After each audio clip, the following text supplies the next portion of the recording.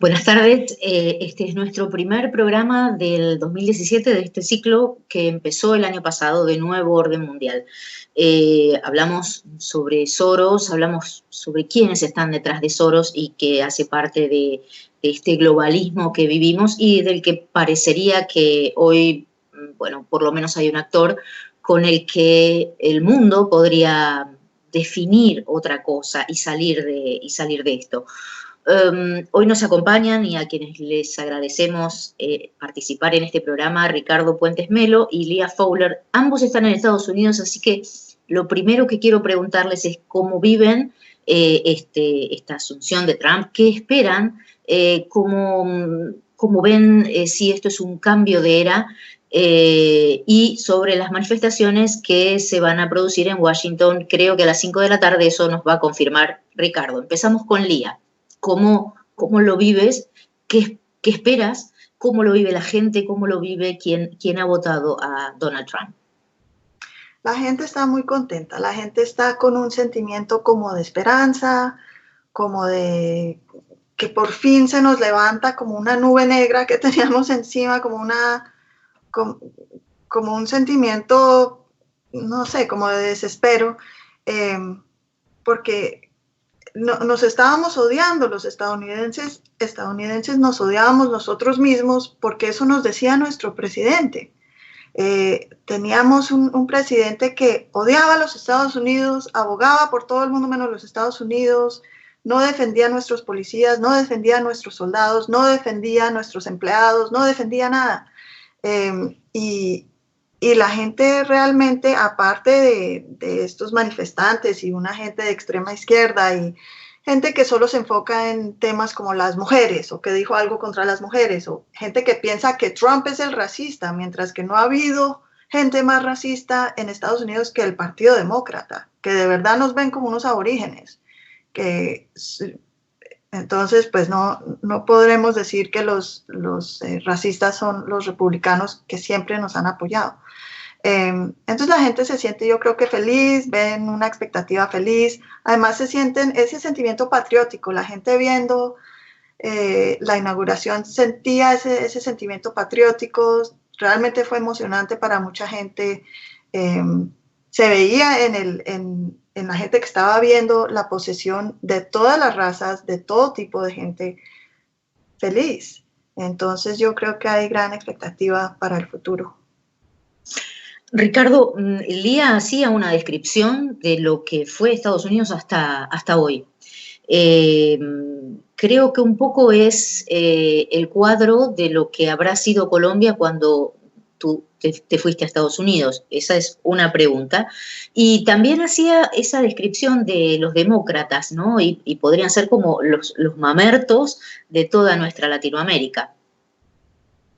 Sí, es cierto. La descripción de Leah es muy exacta. Yo llegué aquí hace relativamente poco. No encontré mucha diferencia en el ambiente con Colombia. Pues estoy... la mayoría, creo que la mayoría de mucha gente en el sistema educativo y otros son de izquierda, son de izquierda. Pero cuando entra Trump a la contienda electoral, pues fue algo muy interesante. Yo le comenté a algunos amigos que me gustaba el discurso y que veía las reacciones favorables del americano que quiere trabajar, que no quiere vivir del subsidio. O sea, lo vino con esperanza, así lo comenté a muchos amigos. En Colombia, pues sí, sigue estando la situación realmente negra, lastimosamente. Ricardo, ¿qué esperas para esta nueva era que se abriría hoy? Y te pregunto también sobre las manifestaciones de estos grupos, algunos financiados por Soros. Pues pensando un poco egoístamente, pues yo estoy muy contento de estar aquí en Estados Unidos. Se abre una nueva etapa en este país, creo que para el mundo, pero para Colombia va a tardar un poco más de lo que piensan los colombianos. Yo no creo que esto va a ser de un día para otro. Creo que lo que pasa en La Habana no tiene reversa. Y con esos candidatos que tenemos, pues muy complicado. Las manifestaciones en Washington empezaron ya, o sea, ya en este momento están rompiendo cosas, están rompiendo vidrios, están lo que hacen los mamertos en todo el mundo, y aquí pues financiados por Soros, como en casi todo el mundo, pues podemos darnos cuenta de los estragos. Pero ya el presidente es Trump, entonces les espera algo muy diferente a ellos. Anoche empezó la cosa en Nueva York con los artistas de izquierda. Eso era un aquelarre, eso fue hasta divertido verlo. Y pues yo pienso que pasarán unos pocos días de violencia, pero vamos a ver el efecto Trump en la situación, digamos, del día a día en Estados Unidos. Lía, vamos al tema que nos ocupa, Soros en Colombia. ¿Desde cuándo pudiste investigar que están presentes las ONGs de Soros, o por lo menos las que conocemos con su nombre en Colombia? Pues el tema de las ONGs es un tema que es muy personal para mí, porque mi papá fue una de las primeras personas que siempre estuvo investigando las ONGs y el rol de las ONGs en el conflicto en Colombia, especialmente en la guerra jurídica que se llevaba a cabo en Colombia, y en la política de Estados Unidos frente a Colombia. Mi papá fundó el Centro de Análisis Sociopolítico hace muchos años. Mi papá ya falleció hace casi 2 años. Luego fundó la Federación Verdad Colombia. Y me acuerdo en 1996 que yo escribí un libro sobre el secuestro. Él me pidió que también escribiera sobre las ONGs, que eso era un punto muy importante. En ese momento yo no tenía suficiente material para en ese momento incluirlo. Hablé un poquito de eso, pero no mucho. Pero mi papá siguió. Y él se enfocaba en Human Rights Watch, en Pax Christi, Washington Office of Latin America, los International Peace Brigades, todas esas ONGs de Europa y de Estados Unidos. Y mi papá fue el que descubrió que el reporte de Human Rights Watch era exactamente en unos años el mismo reporte, sin cambiarle una coma, que presentaba el Departamento de Estado. Y luego descubrió que uno de los funcionarios del Departamento de Estado estaba al mismo tiempo en la junta de Human Rights Watch. Ellos pidieron cita en el State Department, fueron, curiosamente estaban entrando al State Department y estaba saliendo José Miguel Vivanco de Human Rights Watch Latin America. No se querían. Entraron, expusieron el problema y por algunos años ellos lograron que el Departamento de Estado los tuviera en cuenta, les pasara el reporte, que era toda información de estas ONGs, y ellos lo cambiaban. Lo que no se habían dado cuenta y que ahora sabemos, porque ahora sabemos mucho más de Soros, es que todas las ONGs, Human Rights Watch, International Peace Brigades, todas, son todas financiadas por la misma persona, por el Open Society de Soros. Y ahí está el link común. Entonces, está Soros, reciben la información de la guerrilla que se la da directamente a, digamos, Justicia y Paz. Ellos se la dan a Peace Brigades de Soros. Ellos se la dan a Human Rights Watch de Soros. Y Soros se la entrega a la Corte Interamericana de Derechos Humanos o al Departamento de Estado, donde están los funcionarios de Soros. O sea, es yo con yo, desde la guerrilla hasta el Departamento de Estado o hasta la Corte Interamericana de Derechos Humanos, donde también los funcionarios son totalmente vinculados con Soros. Entonces, llevamos muchos años mirando el problema de las ONGs y tratando de denunciarlo, de mostrar las falacias, todas las mentiras que escriben, el daño que le han hecho a Colombia, pero el link con Soros viene en estos momentos, porque ahora sabemos quién es Soros, hay mucha más información, como que se ha salido al descubierto todas las operaciones de Soros y ya sabemos un poco más sobre eso. Ricardo y Lía, vemos una cantidad de ONGs, muchísimas de Soros ya en Colombia, pero no solo Soros, sino el gobierno de Holanda, el gobierno de Noruega, el de Suecia, el español. Muchísimos de ellos financian una ayuda a los niños. Esta ayuda, y un poco extensiva la pregunta a quienes nos escuchan y que están en Colombia y pueden dar fe de esto. ¿Existe? ¿Es real? ¿Hay una asistencia? ¿De qué se trata esto? ¿La asistencia a los niños? Sí. Las ONGs que yo he estado mirando de Soros en Colombia han sido más o menos las involucradas con el proceso de paz. Pero es interesante que me menciones lo de los niños, porque quería hablar de cómo mezclan las ONGs, cómo son de incestuosas.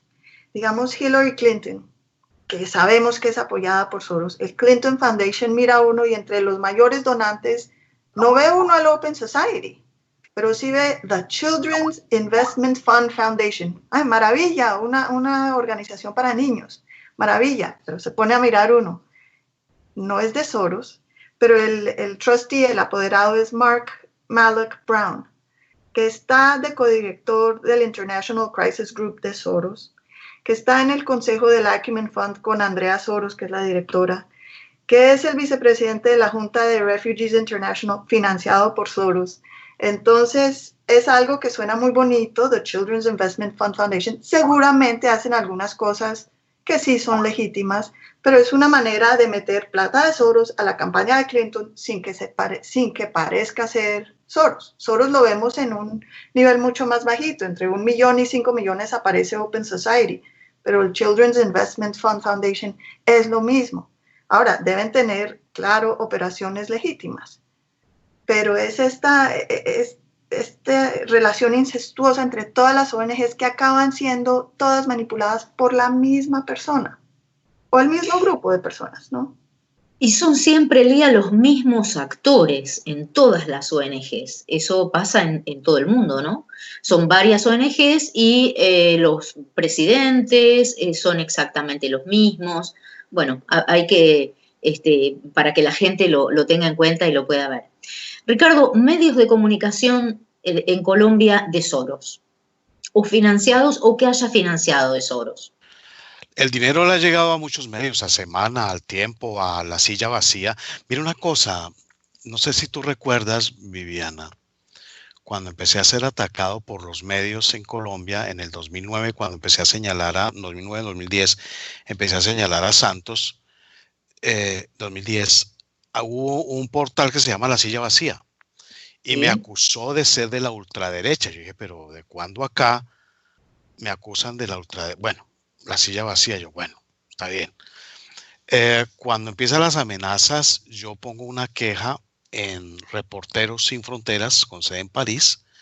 La puse aquí en la Flip y la puse en la CPJ, que queda en Estados Unidos.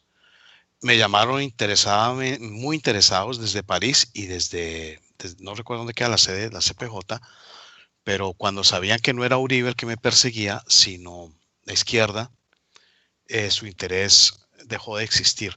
Luego vine a encontrar yo que la Flip, la que supuestamente defiende periodistas acá, la financia Soros. La CPJ la financia Soros. Reporteros Sin Fronteras la financia Soros. La Flip es subsidiaria de la Federación de Derechos Humanos, que tiene la sede en París y que defiende terroristas de Al Qaeda. Es lo mismo. La CIP, Sociedad Interamericana de Prensa.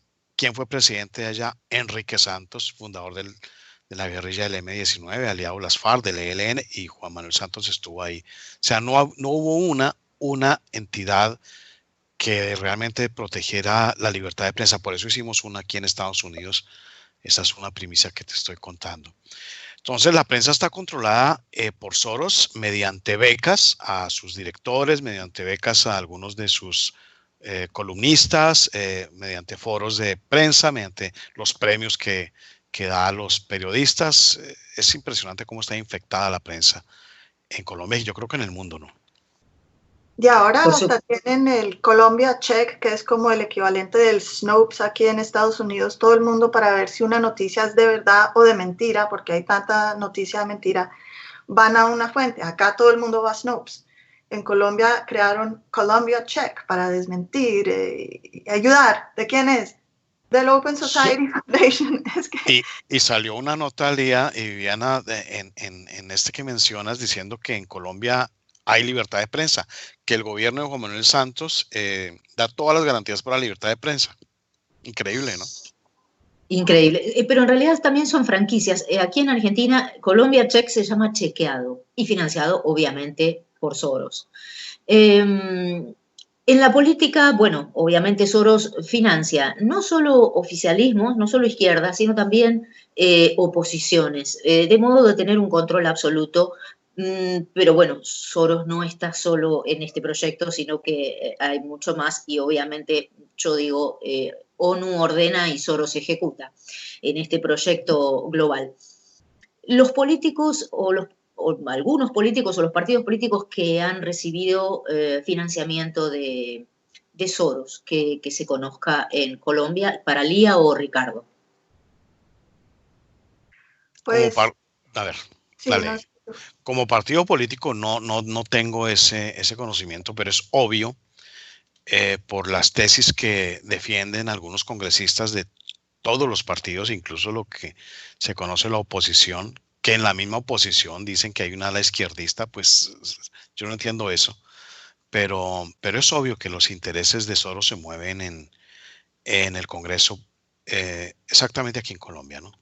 Y pues en Uruguay, sabemos que César Gaviria y creo que Samper están en esa iniciativa de Soros para Santos, la legalización de la droga, la despenalización, toda esa iniciativa que tienen, que es un proyecto de Soros, y el Open Society Institute y se me olvida el nombre de esa ala que tiene Soros de la legalización, escriben como grandes logros tener a César Gaviria y a Santos de su lado, que ellos son partners, son socios en esa lucha. Entonces, pues sabemos que por ese lado están aliados, probablemente financiados por esa parte de las ONGs de Soros.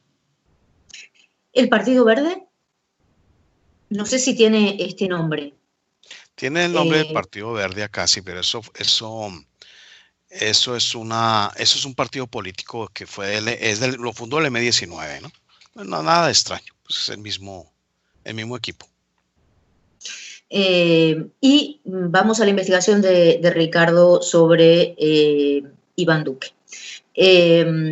Contanos, Ricardo, qué investigaste y a qué conclusión llegaste.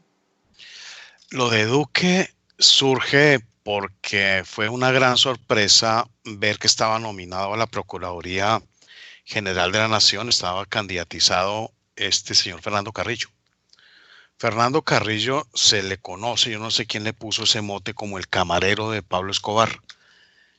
Fue el que le construyó la cárcel a Pablo Escobar, fue el que permitió los desmanes, fue el que permitió que se delinquiera desde la cárcel en la Catedral, que no era una cárcel, era un palacio construido durante el gobierno de Gaviria, cuidado por el ejército colombiano y por la policía colombiana. Era un fortín, era un búnker de la mafia ahí, donde él mandaba traer gente a la cárcel para ejecutarlos o para castigarlos o para pagarles.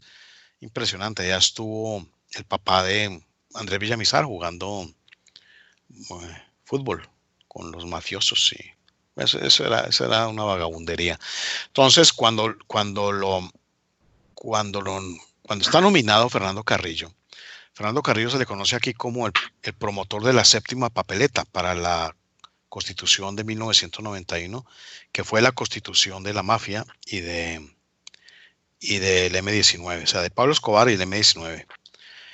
Esa séptima papeleta mostraron a este muchacho Fernando Carrillo en esa época como si fuera el niño genio que se la inventó, pero hay testimonios en prensa, hay testimonios de terroristas del M-19, donde cuentan que se lo inventaron ellos. Exactamente, está Adriana Velázquez contándolo. Adriana Velázquez es la hermana de un coronel, Coronel Velázquez, profesor de la Universidad de La Sabana, el gran enemigo del general Rito Alejo del Río, gran aliado de la izquierda en la zona del Urabá, con Gloria Cuartas y toda esta gente. La hermana fue guerrillera del M-19 y estuvo en el robo de las armas del Cantón Norte. Entonces Adriana cuenta que se inventaron ellos, con Bernardo González, creo que se llamaba el otro tipo, el tema de la séptima papeleta, que necesitaban que esto apareciera como un movimiento estudiantil, y traen a Fernando Carrillo, que era galanista. Estaba militando en el partido de Luis Carlos Galán, que Luis Carlos Galán, hay que recordarlo, muy amigo de los guerrilleros del ELN, él mismo de izquierda, él mismo pro-guerrillero, él mismo fue el que ayudó a salir a los asesinos de Gloria Lara de Echeverri, los ayudó a salir del país junto con otros personajes como Gerardo Molina y todo lo que llaman la izquierda democrática, entre comillas. Fernando Carrillo estuvo involucrado en el asesinato de un humilde celador en un edificio, junto con Eitan Koren, que era un mercenario israelí que vendía armas.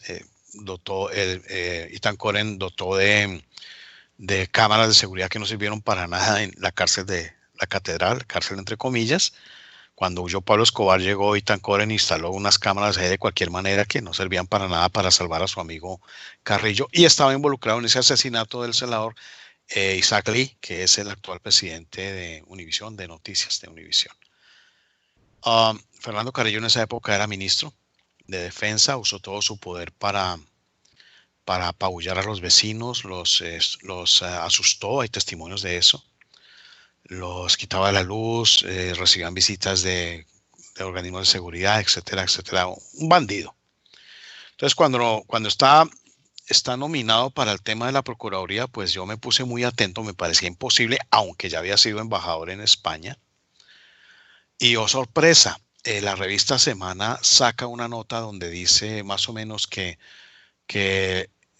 Fernando Carrillo, el que hizo el milagro de unir a partido de la U y la oposición, o sea, al Centro Democrático. Y cuenta la revista Semana que este señor Iván Duque comenzó a reunirse en secreto con Fernando Carrillo, y a esas reuniones en secreto los acompañaban Ernesto Macías, otro senador del Centro Democrático, y un señor Honorio Enríquez, también congresista por el Centro Democrático. Se filtra también por la revista Semana que Iván Duque convenció, no sé, de alguna manera, a la bancada del Centro Democrático dirigida por el expresidente Álvaro Uribe, y votaron en bloque a favor de Fernando Carrillo para ser elegido procurador. La única entidad que no estaba en manos de esta mafia era la Procuraduría General de la Nación. Ya se la entregaron. Protesté inmediatamente, solicité, antes le pregunté al señor Duque, hice las preguntas que habían pactado, por qué se había reunido en secreto, cómo había sido eso y por qué estaban apoyando a quien conocían como el camarero de Pablo Escobar. Nunca obtuve respuesta y publico este primer artículo que se llama Si la sal se corrompe, ya no sirve para nada, donde cuento esos pormenores de cómo fue elegido Fernando Carrillo. Me puse a investigar un poco más el tema de Duque, y pues ahí se han abierto muchas cosas, muchas líneas. Fue discípulo de Juan Manuel Santos, trabajó con él en la Fundación Buen Gobierno. La Fundación Buen Gobierno fue la que utilizó Juan Manuel Santos cuando llegó de Cuba, alias Santiago, para proponer el despeje del Caguán y para empezar a trabajar por los diálogos con los bandidos narcomarxistas de FARC y ELN, desde esta fundación. Ellos se encargaron de regalar. Luego un señor José Obdulio Gaviria, de izquierda también, del MOIR, lleva a Juan Manuel Santos un poco antes durante el primer gobierno de Uribe, lo lleva a trabajar con Uribe. Obviamente su propósito era ungirlo para que fuera el próximo presidente. De pronto los tratos entre Obdulio Gaviria y Juan Manuel Santos, pues ya sabemos que Santos traiciona a todo el mundo, de pronto traicionó, no le dio los puestos que buscaba José Obdulio, no sé, eso son suposiciones mías. Entonces se convirtieron en enemigos, pero ya Santos estaba metido en el gobierno. Le hicieron un cajón a Andrés Felipe Arias, donde tuvo que ver muchísimo Juan Manuel Santos. El entorno de Juan Manuel Santos, el entorno de José Obdulio Gaviria odian a Andrés Felipe Arias, es algo también muy sospechoso. Y hoy en día el promotor de Duque para la candidatura presidencial es José Obdulio Gaviria también. El mismo que lleva a Santos es el que propone a Iván Duque. Sale Duque de la Fundación Buen Gobierno. Hay un señor que se llama Fabio Echeverry, que fue un multimillonario colombiano, que tiene un hijo que se llama Luigi, y logra contentarse con Álvaro Uribe. Fabio Echeverry le dijo durante muchos años a Álvaro Uribe, lo trató muy mal, lo calumnió, lo injurió durante muchos años, casi 17 años, y cuando fue presidente ya buscó la manera de acercarse, que fue usando el amor de Uribe por los caballos. Entonces organizó una cabalgata, invitó a Uribe cayó, y además Luigi, el hijo de Fabio, pues también gusta de los caballos, no de caballos de paso como Uribe, sino es rejoneador, dicen que muy bueno. Entonces Fabio Echeverry logra que Álvaro Uribe nombre en el BID a Luigi Echeverry. Y Luigi, como Luigi sabe de caballos, pero no nada más, se llevó a Iván Duque, que sí es economista. Se lo llevó de asesor. Y allá hasta la fecha lograron meterlo el mismo equipo de los Echeverry, con José Obdulio Gaviria, con toda la facción de izquierda, donde hay un terrorista que se llama El Bustamante. Hay un señor que se llama Alfredo Rangel, que fue CINEP, en la entidad de los jesuitas acá, que ha acompañado todo el tema de la teología de la liberación aquí en Colombia. Rodearon a Iván Duque y lo impusieron como precandidato. Entonces, eso es lo que se ha ido descubriendo. Y aprovechando la caja de Pandora que abrió Lía con su investigación sobre el premio Nobel de Paz de Santos y su relación con esta petrolera noruega, pues se comenzó a investigar el tema de los think tanks y sorpresa, financiado por think tanks de Soros. Está muy untado de Soros. Ha escrito cosas a favor de Soros. Lo llama como si fuera el gran economista. Dice que a Soros y Iván Duque citan a Popper con su sociedad abierta, pero en realidad no aplican a Popper. O sea, es otra cosa. Es absolutamente otra cosa. Y bueno, ese es Iván Duque. La gente dice que yo lo estoy acusando de infiltrado. No, él siempre lo ha dicho en sus reuniones privadas con grupos pequeños, que él es de centro izquierda. Y su defensa de Soros, su defensa de la tercera vía, llamar al general Bedoya, semejante ícono de la pulcritud y de la decencia en este país, que luchó contra el régimen narcotraficante de Ernesto Samper, Iván Duque llamarlo fascista. Ahí nos está mostrando quién es el señor Duque. Pero y hay que poner atención que desde muy joven estaba en una posición Iván Duque de escribir columnas de opinión en El Tiempo. ¿Cómo es posible que alguien de 22 años que debía tener en esa época tuviera, pues primero presumir que él podía dar alguna opinión así política, pero escribe una columna, le abren espacio, varias columnas tuvo en esa época, diciendo cosas como que fascista, y también escribiendo como, ¿cómo fue que puso algo como que, bueno, seamos sinceros, Harold Bedoya de estadista no tiene nada, perdón, ¿usted quién es? ¿Qué ha hecho en este momento? Entonces alguien ya lo estaba poniendo en una posición donde lo estaban preparando, porque no cualquier persona de 22 años le dan esa oportunidad de desporticar así.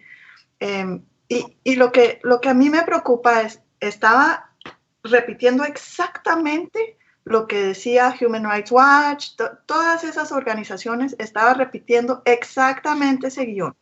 Ahora, en esa época, alrededor de esa época, dijo él, en una entrevista con la Sergio Arboleda, una tesis, la primera tesis de su facultad sobre el tema del sistema de derechos humanos.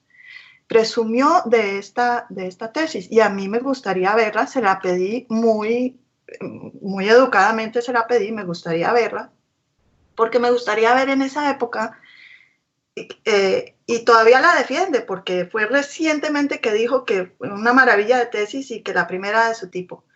¿Qué defiende en esa tesis?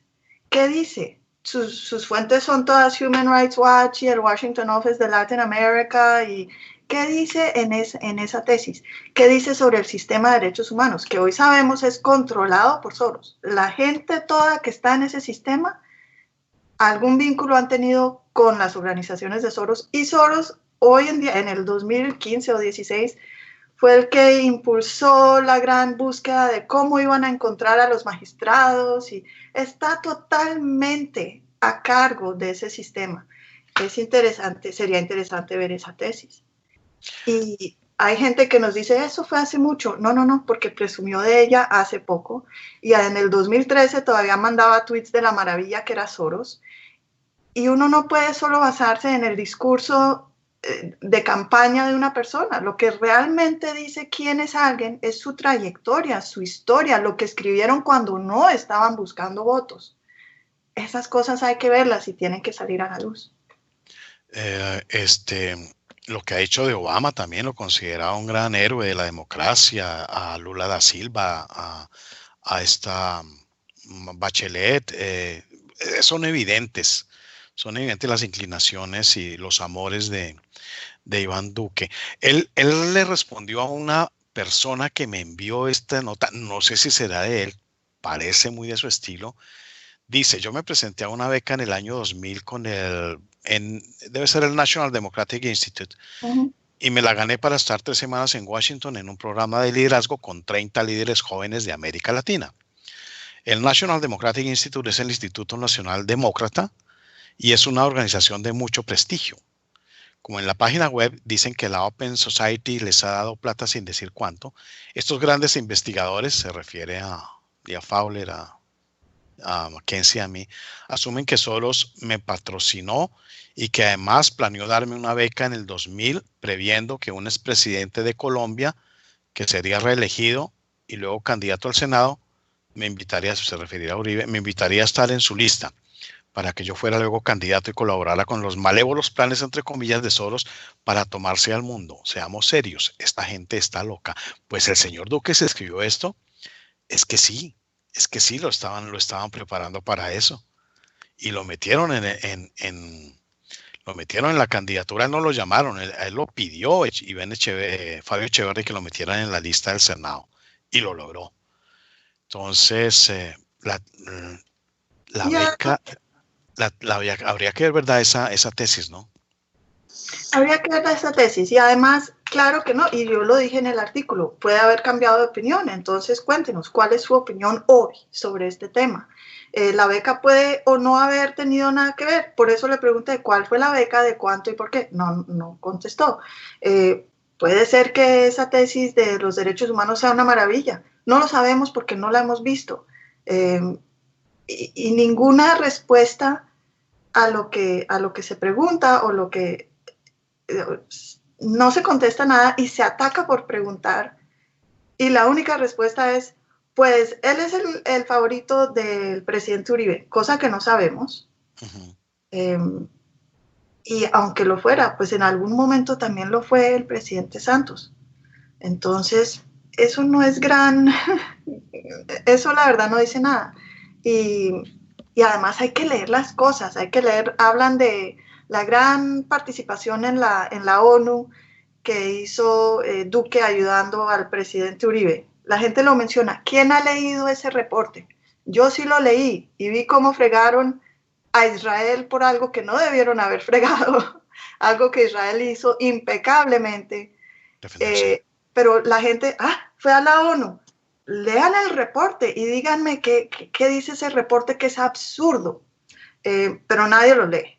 estuvo en la vid y escribió la economía naranja, pero nadie lee la economía naranja y nadie sabe qué es la ley naranja, que eso, a mí, lo peor de todo es la ley naranja y nadie lo ha comentado y eso hace falta comentar.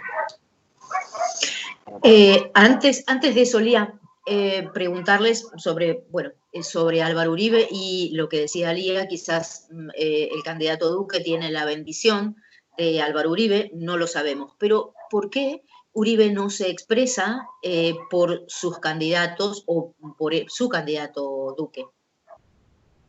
Eso sí no lo podemos contestar ni Ricardo ni yo, no tenemos ni la más mínima idea. Sabemos que la gente en la campaña de Duque repite y repite que Duque es el candidato de Álvaro Uribe, pero de resto, obviamente la gente que está haciendo campaña no es la gente que uno confía plenamente, entonces pues ni idea qué estará pensando el presidente, el expresidente.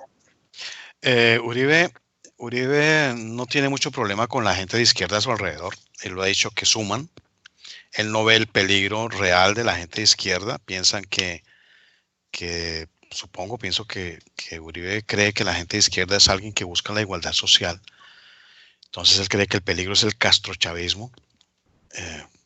No sé qué, no creo que sea más, pero él ve el comunismo como inofensivo. A su alrededor tiene, por Dios, José Obdulio Gaviria, Eder Bustamante, Rangel, Carlos Valverde, que estuvo tan cerca a los bandidos terroristas del M-19, de Petro. Tiene gente como, bueno, Fernando Alameda, que el hombre siempre ha sido orgulloso de ser de izquierda. Es mucha gente la que rodea a Uribe, lo paladea, lo cepilla, lo adula y crean un mito alrededor de él. Primero le hacen creer a Uribe que es infalible y hacen que le viven diciendo que lo que él diga es la verdad y que el partido debe girar en torno a su caudillismo. Eso a cualquiera le gusta. Y entonces luego crean para la gente del común, para los militantes, crean también esa imagen de que lo que diga Uribe es sagrado y si se cuestiona o se pone en duda algo de lo que diga Uribe es pecado, es una traición a la patria. Y ellos, claro, ellos asesoran a Uribe, le hablan al oído, lo hacen cometer errores para luego decir que lo dijo Uribe, entonces hay que respaldarlo. Y prohíben, tienen un círculo alrededor del presidente Uribe donde muy poca gente llega. O sea, hablarle a Uribe es pasar ese cerrado círculo de lambones que tiene rodeándolo e impidiéndole que vea la verdad. A mí es increíble. Llevaba un año Santos haciendo sus cosas, sus desmanes, y yo iba diciendo, no me creyeron en campaña, miren lo que está haciendo. Y Uribe todavía dudaba de que en realidad estuviera traicionándolo. Ricardo y Lía, me gustaría que, bueno, para quienes no lo conocen o no saben de su accionar en todo el mundo, que nos comenten qué es lo que busca Soros. En realidad, sabemos que hay un gran despliegue de financiamiento a todo lo que es marxismo cultural, que es matrimonio igualitario, aborto, una difusión de la homosexualidad, del feminismo, legalización de la marihuana, pero esto en función de qué, Lía o Ricardo. Pues para mí lo que yo veo es que, y tal vez Ricardo y yo lo veamos de una manera diferente. Yo soy un poco más liberal en cuanto a la vida privada de la gente, me parece que no le incumbe a nadie, entonces tenemos un poquito de diferencias ahí, pero lo que sí veo es que hay un intento muy fuerte de destruir todas las instituciones, todos los valores, destruirlos, que no haya nada, como en Cuba, que vemos que en Cuba ya no hay familia, el aborto es altísimo porque es que no hay ni siquiera una esperanza de vida, no hay familias nucleares, las mamás son mamás solteras, no hay, bueno, hay una gente que sí trata de mantener su religión y les acaban sus iglesias y las meten presas y quieren destruir todo para que lo único que haya es el Estado. En Estados Unidos lo vemos mucho cuando le quitan los derechos a los papás sobre los niños, donde la escuela tiene más derechos que los niños en la escuela, tratando de destruir esos lazos y todas estas cosas que como que empujan las sensibilidades de las personas, imponen las minorías, digamos lo de los baños en Estados Unidos. Realmente a quién le importa qué baño va a quién. La verdad es una minoría, es una estupidez, pero es una discusión nacional que va a atentar contra las instituciones, los valores, las ideas y todo, para derrumbar todo, que lo único que haya es el Estado. Y unas cuántas personas serán las que controlan ese Estado. Como vemos en Cuba, el comunismo ya no es el comunismo que propagaban, es unas cuantas personas viviendo del pueblo, viviendo de todo, viviendo muy bien y manteniendo a todo el mundo muy en su sitio, que no sea nunca problema. Esa es mi visión y eso es lo que creo que tratan de hacer con legalización de droga, despenalización, impulsar todas estas ideas que destruyen los valores, destruyen las familias, destruyen cualquier cosa. Y el negocio, para mí, yo que trabajé en drogas, pues en antidrogas, antinarcóticos por muchos años, si ese negocio se legaliza, la gente que tiene hoy ese negocio que lo controla, alguna gente dice, ya no será negocio porque es legal. Mentira, será un grandísimo negocio, será un buenísimo negocio y se quedarán con ese negocio los que toda esta vida lo han estado llevando. Y entre esos están Soros y toda esa gente. Ustedes tienen una esquina muy, muy llena de riquezas, ¿no? ¿A quién no le gustaría hacer pie allí? Soros, ni qué decirlo. Me gustaría, para terminar, hablar con ustedes para poner nombres y apellidos al tema de la mermelada, porque no sé cómo será en Colombia, pero imagino que será lo mismo en todas partes del mundo. El financiamiento que recibe cada país, en este caso Colombia, a través del BID, a través del BIRF, a través de la CAF, y a través de estos gobiernos, gobierno de España, de Holanda, Noruega y demás. Ese financiamiento lo recibe el país como una agencia de cooperación y hay distintos aportes. Esa agencia de cooperación llama a proyectos, ¿sí?, a los que cada uno, o como institución o particular, puede presentarse, y cuando gana, forma la ONG o ya la tiene apalabrada, de modo que ejecuta ese proyecto. En realidad, los proyectos de esa cooperación internacional siempre quedan en manos de locales, depende de cómo sea, de lo grande que sea el financiamiento.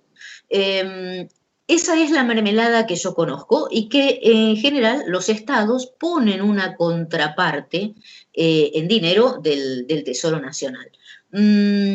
Soros en Guatemala ha hecho un festival de mermelada de ONG, pero no solamente, en todos los países del este lo ha hecho y lo ha hecho de esta manera. Me gustaría saber, tanto Ricardo como Lía, quiénes se financiaron de esta manera, si hay políticos, personalidades sociales o que tengan actividad social en Colombia. Claro que sí. Hablamos antes un poquito sobre, digamos, La Silla Vacía. La Silla Vacía es supuestamente un portal independiente de periodismo. Es de Soros. Verdad Abierta, que está, y eso es lo más grave, Verdad Abierta que está reescribiendo la historia de Colombia. Están completamente reescribiendo la historia. Verdad Abierta, con Semana y el Open Society. Las fundaciones de León Valencia, exterrorista del ELN, secuestrador. Las dos orillas. Las dos orillas, pero también Arcoiris. Arcoiris y la otra, Paz y Reconciliación, recibiendo plata a Soros. Y donde está Soros está Noruega. Y desde que está Obama encargado, desde que estuvo Obama, también el USAID.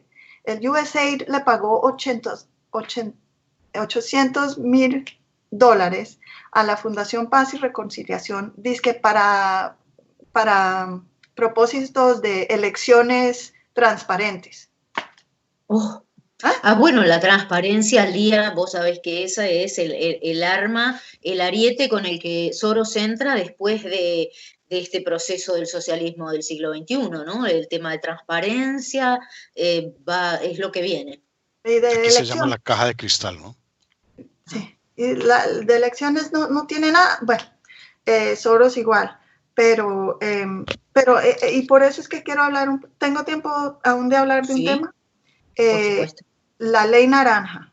La ley naranja es supuestamente una ley que va a ayudar a financiar a las industrias creativas, entre ellas, ¿quiénes?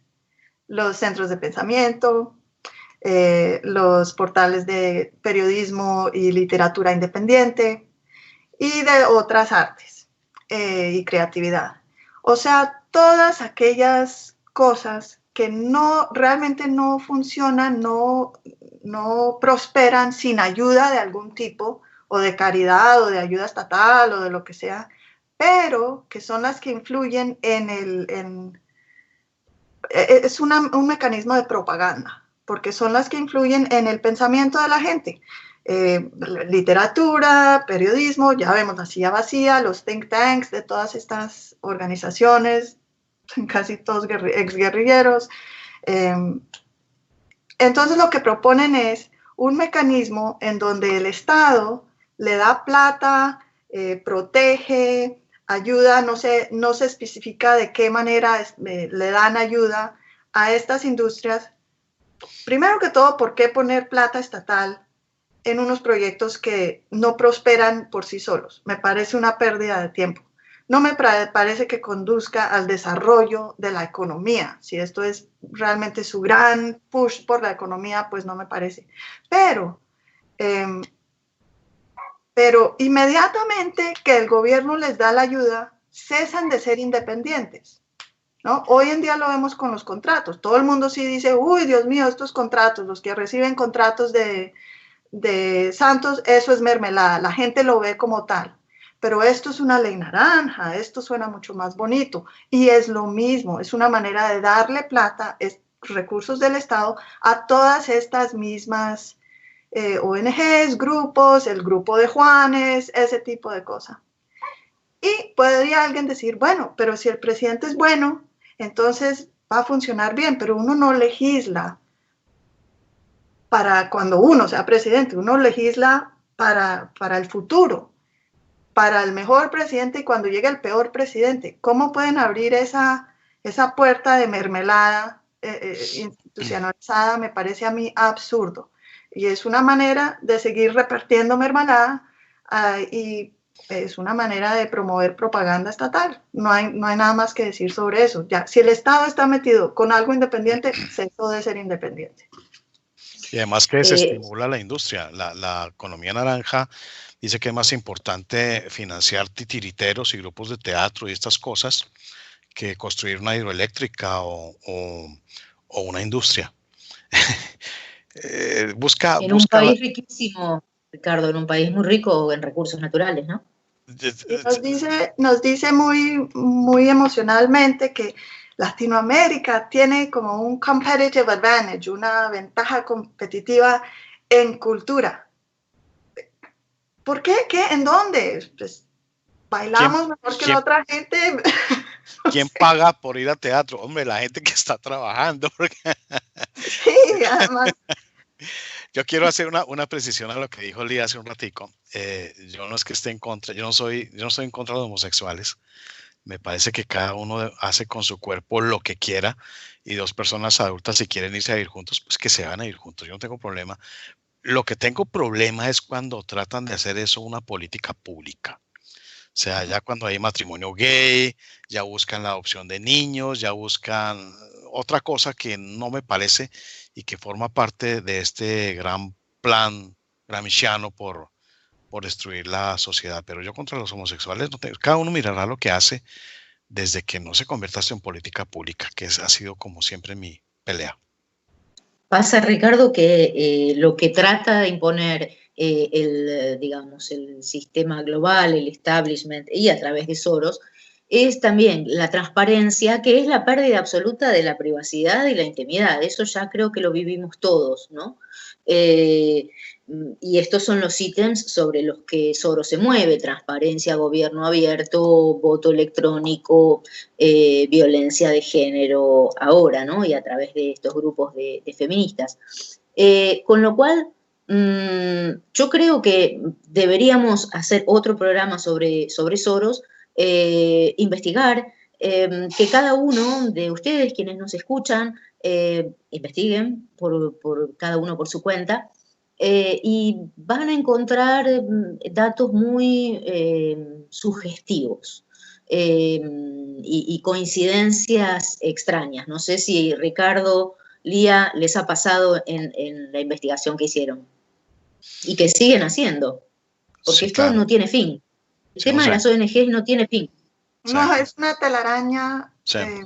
Bueno, no mencionamos que Soros es el mayor patrocinador de las ONGs que hacen cabildeo para santos y todo aquí en Estados Unidos. El que las promueve, el que es Soros también, al Inter-American Dialogue, que no lo financia directamente, pero indirectamente.